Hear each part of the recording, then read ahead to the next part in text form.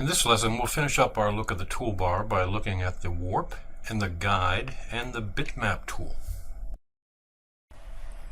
These last three buttons on the Roam toolbar include some pretty interesting tools that do things that other programs really don't do. And by way of a flyout, once again, we see the different options that are available. By default, the first option that you see is going to be the warp tool. The warp tool is just a whole lot of fun to use. It's just no other way to say it.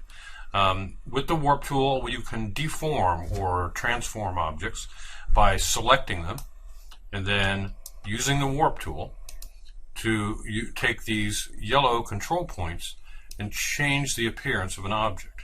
So it's quite easy to take an object and deform it from the corners. Pretty easy to do. We also notice the presence of this little X and check in the lower right hand corner. If you want to undo the transformation that you've made, you click on the X. If you want to accept it, you click on the check. I'm going to turn that one off. So you can deform from the corners. You can deform from really any one of these control handles you can use to deform an object using the warp tool. One of the more interesting ones to do is to actually deform from the center of an object. But again, it's really a free-form tool that lets you do all sorts of fascinating things. It's one that I'm sure your students are going to have a lot of fun with. As we'll see in the next part of this tutorial, once you have a bitmap object on the canvas, you can also deform images. So lots of fun that you can have with the warp tool. You can also use the warp tool to make changes to other shapes as well. So let's say, for instance, I just have a basic line that I want to change and add and create a curve rather than just a straight line. It's one of the great things that you can do with the warp tool is just select and drag and freeform the appearance of an object very, very simply and very, very quickly.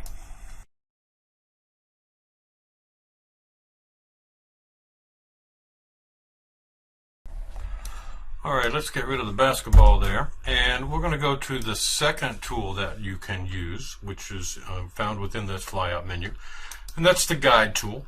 The guide tool simply allows you to click and drag and create rulers on your document. The purpose for this is to set up alignments so that you can have things that are perfectly aligned in a particular location. So let's say I am, for instance, laying out a design for a web page, and I want to be able to have a sidebar over to the right. I want to be able to have a main content area, and I want to be able to have a way to make sure that everything is laid out exactly the way I want. So once I have that in place, if I start doing things like putting layout text in, I can actually use that text tool and I can snap to these guides, or I can just use them as a general guide. So the guide tool, quite useful if you're doing some kind of layouts like that, and you can be set so that objects will actually snap to or maintain their relationship to the guides once you draw them on the page. Alright, so that's our guide tool. The next one up is kind of an interesting tool, and this one allows you to put objects to create bitmaps that then you can work with some of the same kind of tools that you would see within a program like Adobe Photoshop. So if I select on this tool and I draw out a bitmap box, you'll see that my toolbar has now changed, and I actually get some of the photo editing features that I would find in a Photoshop or a Photoshop Elements. Now what I'm going to do is I've copied an image from an image search of a little gecko here. I'm going to paste that guy in place. And you can see once you have your image inside one of these bitmaps, a couple of things have changed now. So over on the sidebar in the navigation panel on the left, you'll notice that we now have layers available for us to work in. Okay? Across the toolbar, across the top, you'll see additional navigation. You see the bitmap image that's selected here, but you'll also see that you can move back to the sheet by clicking on sheet or by selecting on the arrow. So it kind of introduces some new navigational and some new user interface objects.